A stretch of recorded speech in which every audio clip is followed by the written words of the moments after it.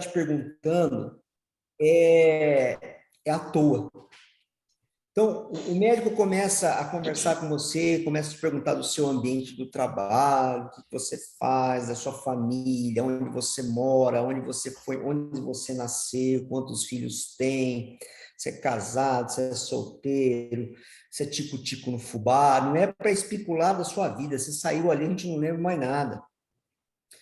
Mas porque existem detalhes que fazem parte do diagnóstico. A medicina é feita por detalhes e o diagnóstico é feito por detalhes. Tá? Então, por isso que nós perguntamos coisas e que às vezes a gente fica assim, fala, não está casando uma coisa com outra. Porque o paciente ou ele está omitindo intencionalmente ou ele está esquecendo de informar alguma coisa que é importante para a gente.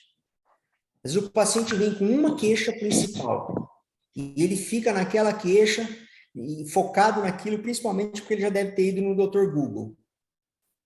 Tá? E você tenta espremer, espremer, espremer, e ele fica preso naquilo ali, mas você vai começando a espremer e tirar informações e aonde te leva ao verdadeiro diagnóstico.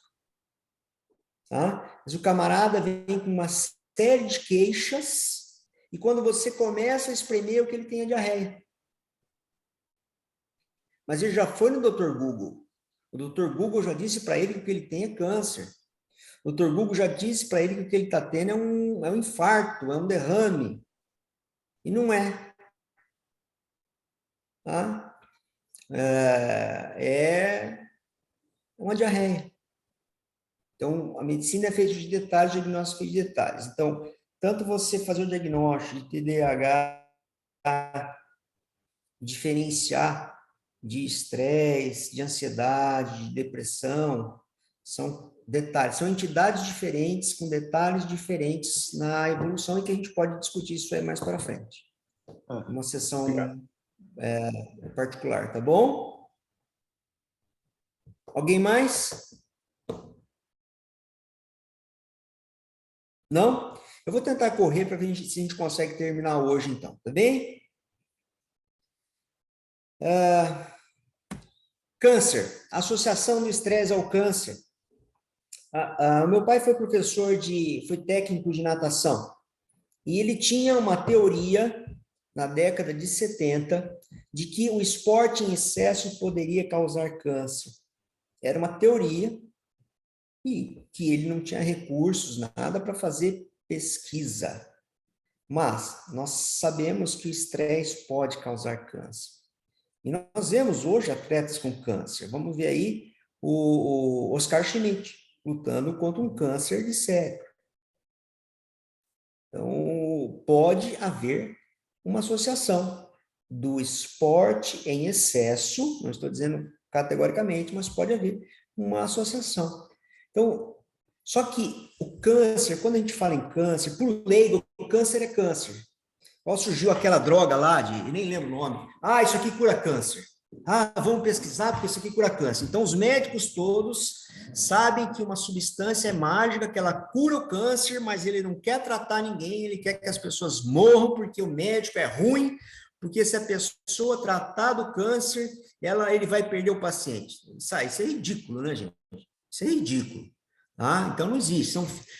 Quando se fala de câncer, são vários tipos de câncer, vários tipos de histológicos, vários tipos de comportamento. Um mesmo tipo de câncer, um câncer que afete o mesmo órgão, pode ter comportamento diferente. Um adenocarcinoma. Então, são um espino celular, comportamentos diferentes, que para o leigo é câncer. Mas para o médico não é câncer. Tá? Então, em função dessa multiplicidade de tipo de câncer, de comportamentos, então existe uma carência de evidências hoje ainda, inclusive com relação a fatores genéticos. Os estudos eles indicam que o estresse ele atua em processo patogênico chave do câncer, principalmente naqueles que envolvem as defesas antivirais, porque nós sabemos de cânceres que são estimulados ou são provocados, causados por vírus. Também o estresse atua em processos de reparo do DNA e também no processo de envelhecimento celular. Nós sabemos que o processo de envelhecimento celular leva a um descontrole da célula, do crescimento, e que pode produzir câncer, tá? A glândula adrenal ou a glândula suprarrenal, como eu disse para vocês, é uma glândula que fica em cima de cada rim, é um chapéu em cima de cada rim, tá? No direito é um chapéuzinho um pouquinho mais triangular. E nós vamos ver um pouquinho sobre o que o estresse faz, a fisiopatologia do estresse sobre as glândulas suprarrenais. Então, nós vimos o eixo hipotálamo hipofisário adrenal. O estresse, ele estimula a amígdala estimula, né, o eixo hipotálamo hipofisário adrenal. O hipotálamo, ele tanto manda uma mensagem estimulando o sistema nervoso autônomo, que na medula da adrenal vai produzir e liberar adrenalina e noradrenalina naquela fase aguda do estresse. O hipotálamo também vai atuar sobre o eixo hipotálamo hipofisário, né? E vai estimular, através da produção e liberação de hormônio corticotrófico, vai estimular a hipófise vai produzir o ACTH, que é o hormônio adrenocorticotrófico, que atua no córtex da medula suprarrenal, liberando o cortisol. Esse é o mecanismo de ativação. Por outro lado, para manter a homeostase, a normalidade do organismo, esse mesmo cortisol, ele atua como feedback negativo sobre a hipófise e sobre o hipotálamo para inibir a produção de CRH e a produção de ACTH e levar à normalidade. Isso quando o estresse é controlado. Certo? Correto? Ficou claro isso aqui? Tudo bem? Vamos ver se a gente muda a imagem. Mudou a imagem?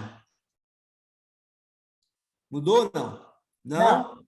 Não. Ô, Jesus, vamos fazer uma oração forte aqui, expulsar esse demônio do PowerPoint. Mudou. Sobre o sistema nervoso. Então, o cortisol, ele ultrapassa a barreira hemoencefálica.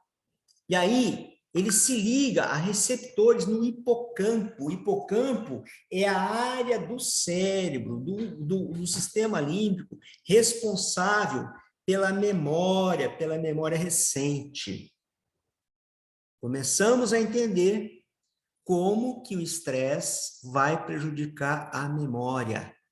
Atua também nas amígdalas e nos lobos frontais. Os lobos frontais, vocês lembram aquela coisa da lobotomia frontal para aqueles pacientes agressivos, esquizofrênicos, que se fazia e ainda se faz em alguns casos, né? E atua sobre a amígdala também, a amígdala que é responsável pelas respostas às situações de estresse, de medo, tá? Com isso, ocorrem alterações nos processos de aprendizagem e de memória.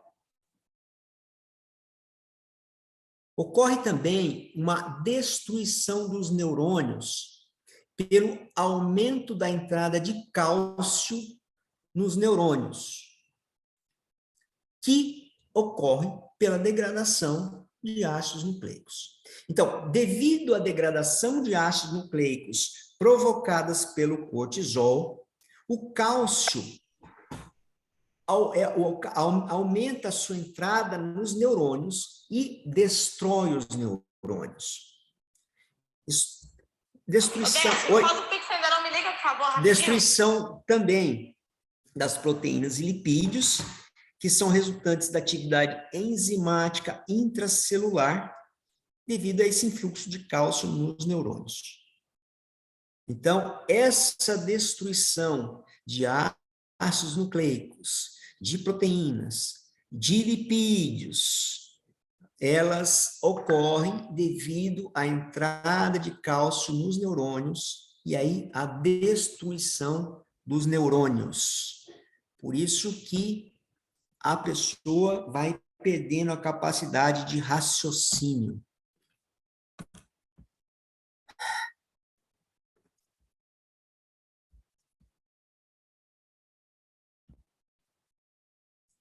Transtornos de ansiedade. Nós vamos entrar agora na associação com os principais transtornos mentais. Então, os transtornos de ansiedade, eles são caracterizados por sentimentos de medo e ansiedade excessivos. Existe o transtorno de ansiedade generalizado, o distúrbio de pânico, distúrbio de ansiedade social, transtorno de obsessivo compulsivo e o transtorno do estresse pós-traumático.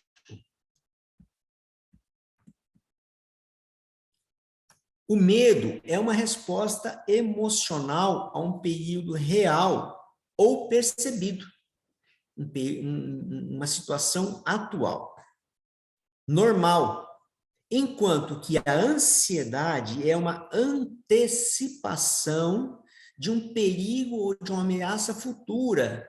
Quer dizer, eu tenho medo quando o cachorro corre, sai lá do fundo, do quintal, o Rottweiler, o Pitbull e o Doberman sai correndo em minha direção. Eu tenho medo. Eu tenho ansiedade quando eu estou subindo a rua e eu acho que o Rottweiler, o Pitbull e o Doberman vão sair correndo do quintal daquela casa da próxima quadra. Então, os transtornos de ansiedade, eles dessa forma se diferem do medo e da ansiedade adaptativa. Os transtornos de ansiedade, eles são excessivos ou prolongados, são mais de 6 meses, interferem na vida normal do indivíduo. Geralmente, eles são induzidos pelo estresse crônico.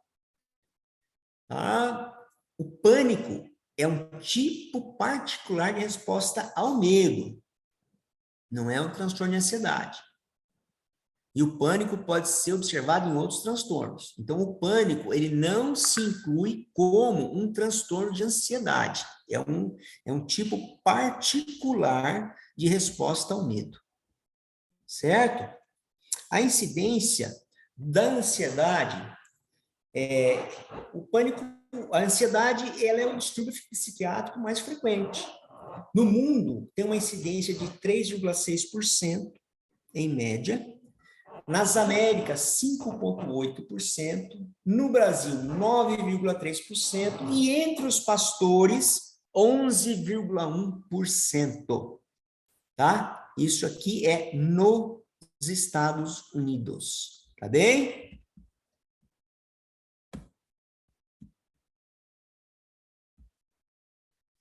Os transtornos de ansiedade, eles podem ser causados por estresse crônico, né? Alguns estudos mostraram que 5,6% de meninos e 6,9% de meninas submetidos ao estresse crônico apresentaram transtorno de ansiedade. A depressão, 53% dos pacientes com ansiedade generalizada tem depressão. Suicídio, 54,8% dos pacientes com TAG. Esses pacientes que cometeram suicídio, 54,8% eram pacientes que tinham transtorno de ansiedade generalizada. O suicídio é 4,1 vez maior quando não há depressão, quando é só ansiedade. E 5,9 vezes maior quando a depressão está associada à ansiedade. Os transtornos de ansiedade têm também uma base bioquímica. O aumento persistente na liberação de catecolaminas, adrenalina, noradrenalina, e com aumento e manutenção da atividade adrenérgica somática do sistema nervoso simpático.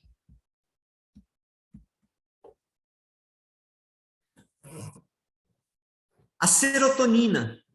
Existe um distúrbio da serotonina que regula a ansiedade. A serotonina ela age tanto como ansiogênico como ansiolítico. O ácido alfa-gama-aminobutírico, que é o GABA, que é o neurotransmissor inibitório com efeito ansiolítico, também existe um desbalanço. Pode haver desequilíbrio desses neurotransmissores.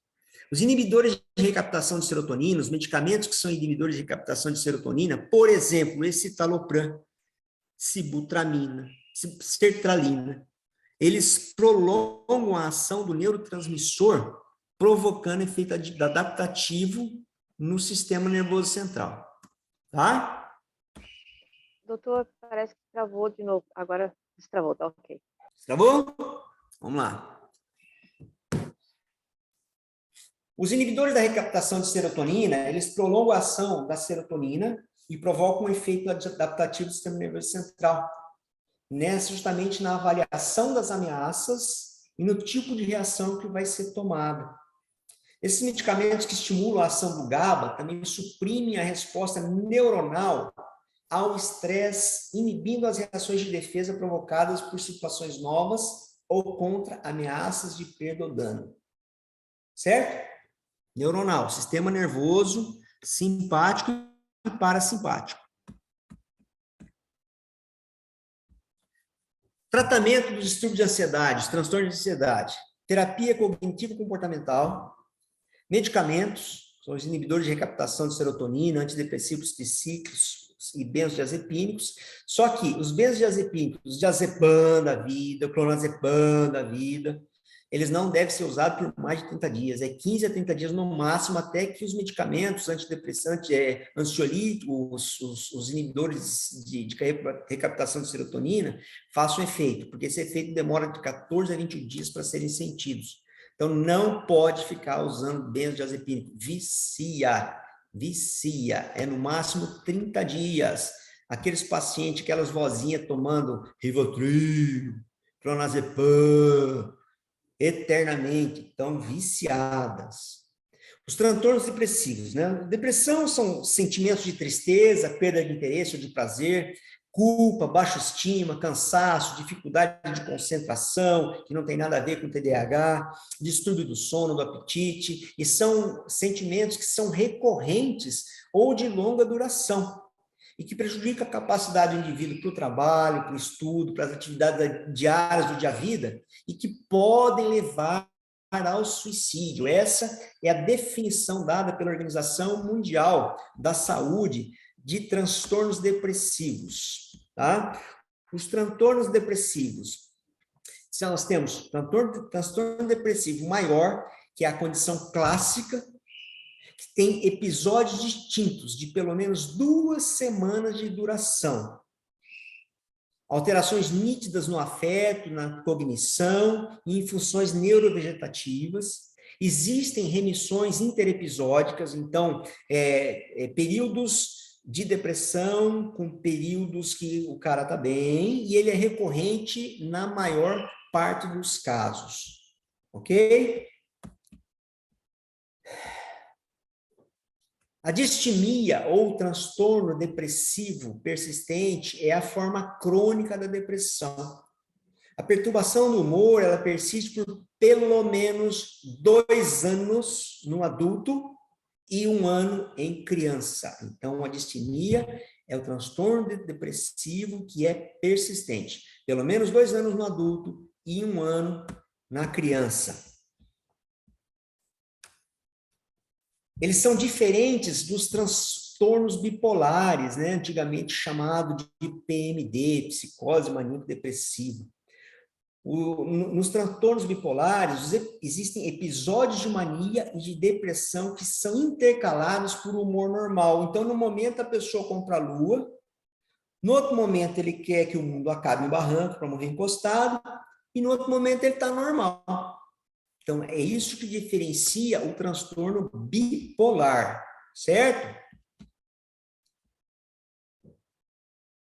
Os episódios de mania, o indivíduo apresenta um humor exacerbado, energia aumentada, expansividade, ele fala pelos cotovelos, tem hiperatividade, fala que mala mais que o homem da cobra, né? A autoestima dele está inflamada, o camarada, ele está gordo, ele está feio, barrigudo, cheio de espinha, mas ele se acha o Arnold Schwarzenegger, né? Eu não tenho esse problema, porque quando os pacientes olham para mim e perguntam qual que é o seu nome, doutor, eu falo Brad Pitt, então eu tenho a consciência de quem eu sou. Então, ele tem uma pressão por falar, ele não precisa mais dormir, o cara fica ligadaço. E os quadros, os episódios de depressão são quadros realmente depressivos, né? O cara não quer nada, não quer saber de nada. Ó Lipe, ó Hard, ó Dia, ó Amor. No mundo, os transtornos depressivos, eles têm uma incidência em cerca de 4,4% da população geral, sendo que os Estados Unidos, Estônia e Austrália são os países com maior incidência, 5,9%, o Brasil 5,8%, o Brasil é um país depressivo, Portugal 5,7%. Os pastores, eles apresentam uma incidência de 9,1%, ou seja, 2,5 vezes maior que a população geral. Tá? Então, olha o risco que os pastores sofrem. A associação entre transtorno depressivo e estresse. O estresse importante, ele tem aí com 20 a 25% dos pacientes desenvolvem depressão. Eventos estressores prévios. 50 a 83% dos pacientes que são depressivos, dependendo da referência bibliográfica que você pegar, esses pacientes com transtornos depressivos, 50 a 83%, apresentavam eventos estressores importantes nos 3 a 6 meses que precederam a instalação, o onset da depressão. Existe um componente genético para o desenvolvimento do transtorno depressivo, isso já é estabelecido, principalmente, isso diz com relação a familiares, principalmente os pais.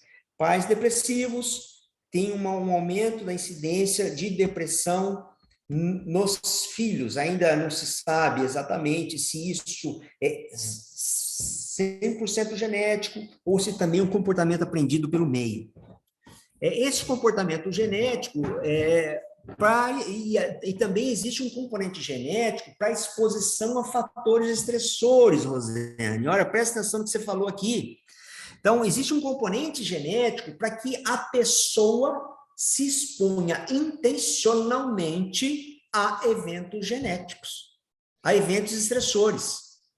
Existe uma seleção de exposição de eventos potencialmente estressores na vida. São padrões inconscientes de comportamento e de escolhas, relacionamentos amorosos, discussões, etc. São os caçadores de confusão. Então, sabe aquela pessoa que teve um relacionamento emocional, um relacionamento amoroso tóxico? Ela consegue se livrar daquele relacionamento. E entra num novo relacionamento, e esse novo relacionamento é igual. E ela sai desse relacionamento prometendo que nunca mais vai, mas o terceiro relacionamento também segue o mesmo padrão comportamental. Já perceberam isso? Então, casa, Rosane, com o que você colocou. São padrões de escolha que podem ter um componente genético. Na depressão, você tem um risco de suicídio 6,6 vezes maior que a população geral, na depressão maior. O suicídio 6,4 vezes maior na distimia. Lembra? Distimia é aquela que dura mais de 2 anos no adulto e mais de 1 ano na criança. Os parentes, para quem tem parentes de primeiro grau, né, com depressão, tem 2 a 4 vezes maior o risco de desenvolver a depressão. Então, os pais que têm depressão, os filhos têm 2 a 4 vezes risco maior de desenvolver a doença. E os pastores, eles são depressivos de 16 a 16 vezes e meio maior risco, de maior risco de suicídio que a população geral. Então, os pastores depressivos têm 16 a 16 vezes e meia maior o risco de suicídio que a população geral, e por isso que a gente tem ouvido falar muito de pastor se suicidando, coisa que a gente não ouvia, era inadmissível. A bioquímica dos fatores, os transtornos depressivos, também envolve neurotransmissores responsáveis pela regulação da atividade psicomotora, do apetite, do sono, do humor. E tem a serotonina, a noradrenalina, a dopamina envolvidas que atuam na modulação e na regulação das atividades corticais e subcorticais. Tratamento dos transtornos depressivos. Terapia cognitivo-comportamental e de solução de problemas para casos leves a moderados. Medicamentos. Nos casos graves, com certeza. Nos leves e moderados, provavelmente. Inibidores de recaptação de serotonina e antidepressivos tricíclicos. E nos casos graves, profundos, a eletroconvulsoterapia, que o pessoal chama de eletrochoque. Tá? Ele é muito eficaz, ele tem 80 a 90% de resposta, você faz a eletroconvulsoterapia, o cara volta normalzinho. Tá? O problema é que o estigma social e o preconceito é muito grande, né? Antigamente se fazia eletroconvulsoterapia sem sedação, então realmente é uma coisa assim que choca, né? Parece até um trocadilho, né? Um eletrochoque choca, porque você provoca na pessoa um quadro convulsivo. E antes era sem sedação, era uma coisa meio assim de se ver, tá? O papel da serotonina nessa conversa toda, né? Serotonina é essa molécula aqui.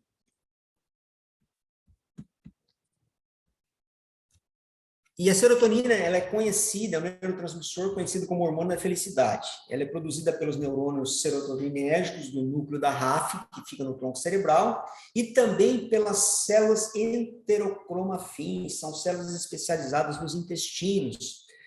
A serotonina ela é armazenada nas vesículas pré-sinápticas e na fenda sináptica, liberada na fenda sináptica, ali onde há a transmissão do impulso nervoso recaptada pelo neurônio pós-sináptico. Ela também é metabolizada no fígado, em aldeído, por ação da monoaminoxidase, com conversão para o ácido 5-hidroxiindolacético e eliminada na urina. O precursor da serotonina é o triptofano. Importante a gente dizer que a serotonina ela não atravessa a barreira hematoencefálica. Então, a produção da serotonina pelas células enterocromafins, essa serotonina não passa para o cérebro. A serotonina envolvida lá dentro do cérebro, ela é produzida pelo neurônio, tá?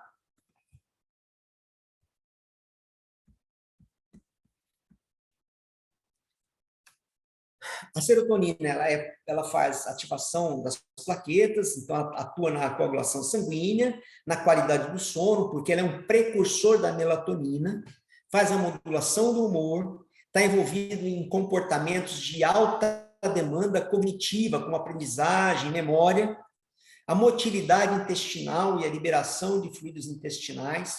Ela faz uma conexão cerebral para náusea e para vômito. Então, suponha que você comeu alguma coisa que te fez mal e existe uma conexão ali do sistema digestório, através da serotonina, com os núcleos do cérebro que são responsáveis por náusea e vômito. Faz um aumento da peristalse intestinal nas intoxicações alimentares. Então, quando a gente come alguma coisa, um alimento estragado, é a serotonina que aumenta a peristalse intestinal e produz o vômito e a diarreia. E a serotonina também está relacionada à libido, tá? Serotonina baixa, libido baixa.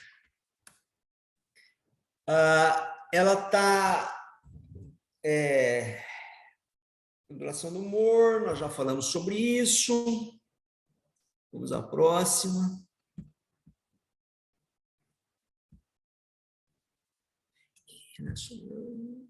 Está repetindo aqui. Eu estou indo para o diapositivo errado.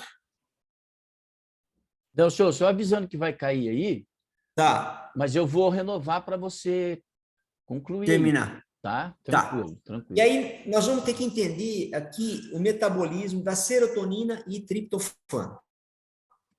Certo? Então, nós vimos aqui o papel da serotonina, tá entendido? Então, vamos fazer o seguinte: 5 minutos com café e a gente termina a aula falando do metabolismo da serotonina e o tratamento. Pode ser? Beleza. Então, tá bom. Certinho.